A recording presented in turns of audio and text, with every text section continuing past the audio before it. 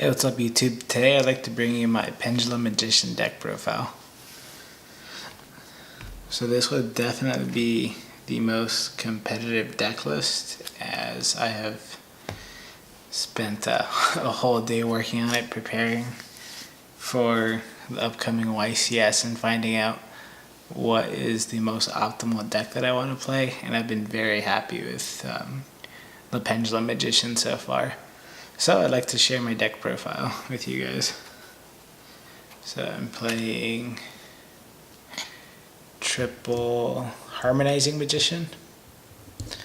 This card's great. It tutors monsters from your deck, and it's a pendulum tuner, which is absolutely ridiculous.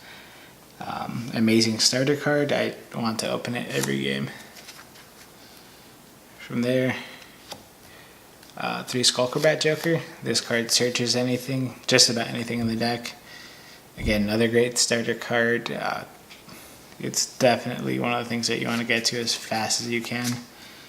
And it's also one of the cards that you want to be able to get when you go first. You want to definitely have this in your hand for your next turn, just to make sure that you have enough scales and enough monsters to kill your opponent the next turn. From there you play triple Wisdom Eye Magician. This card's fantastic. It triggers and becomes any scale you want.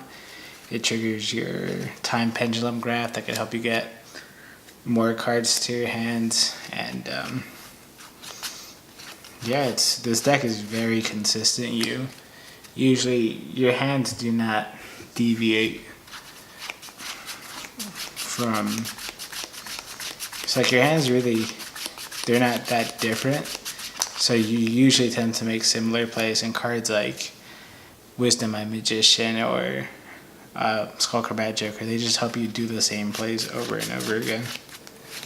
And from there we have the Wires Magician. This card's fantastic as it searches out your trap and spell cards, which just help you blow out your opponent out of the water.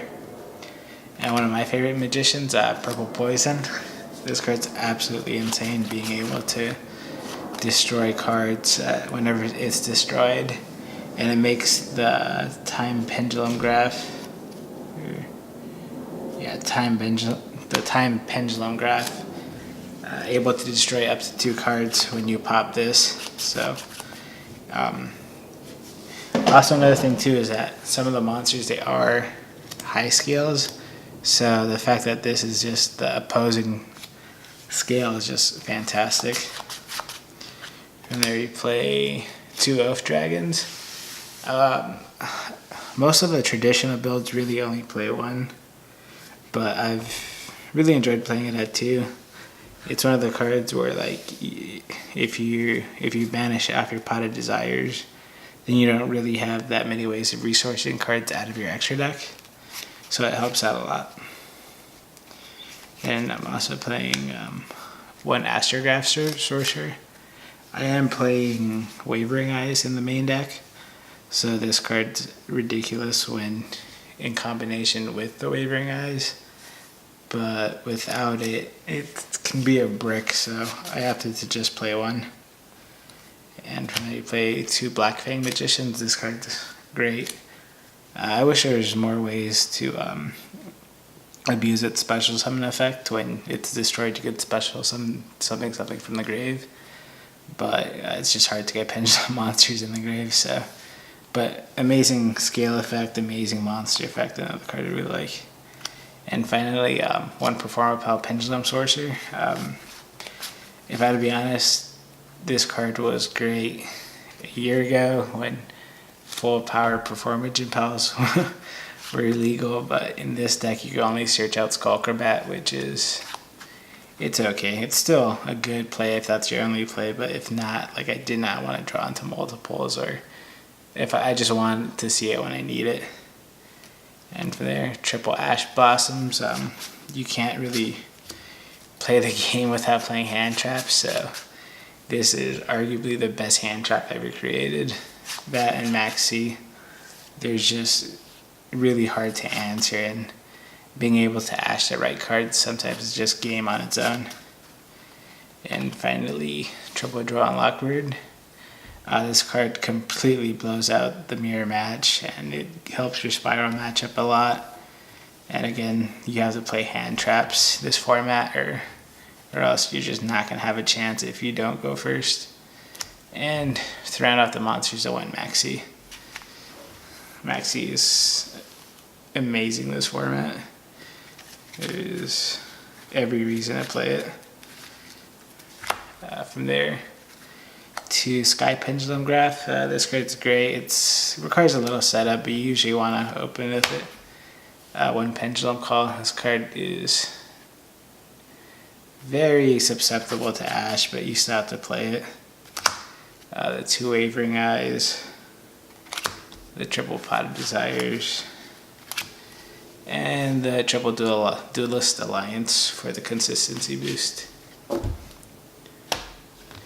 And finally, 2-time Pendulum Graphs. It's an amazing trap card. I usually always want to search it rather than open it, but if you open it, it's still a great card. So no harm, no foul. And for the extra deck, you play 2-time Star Magician. I think this is an amazing XYZ monster. Being able to protect your scales and pendulum monsters and search cards is just great. Babushka, probably the best rank 4 in the game right now. You absolutely have to play it. One Trapeze Magician for the Trickstar matchup, and one Tornado Dragon. That's it for the XYZs. We play one Decode Talker and one Aztec Magician for our Link monsters. This is kind of good when you have the Sky Pendulum Graph too to be able to trigger it. One of the Fusion. This card's very subpar, but if you do need it, it's there. And for the Synchros, we play one Ignister, one Beals, one Paladin, one Crimson Blader, one Clear. So in this deck, Omega is absolutely ridiculous. I was previously playing the double tuner combo where you play the extra Magician at the tuner to be able to make 2 of these turn 1, but I opted to play more hand traps instead of the extra combo, and there are situations where you can make the second.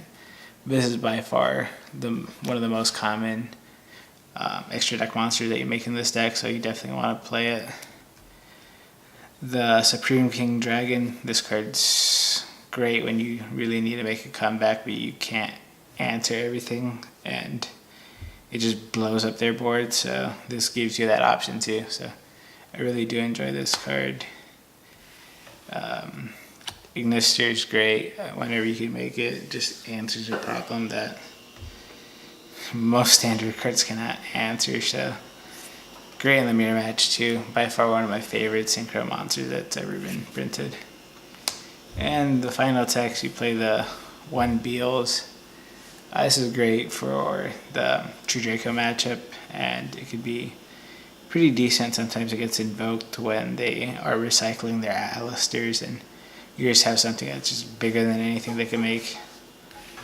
And two deck choices. I feel like this extra deck is very spacious, and there's quite a few cards that you don't need, but I am opting to play one Crimson Blader just because it could be pretty useful against the invoked matchup, or even in I feel like in this deck it never comes up, but you could actually hit the Pendulum deck and True Dracos just to make sure that they don't go into their higher leveled synchro monsters. And ultimately enough, I am testing out the Enlightenment Paladin.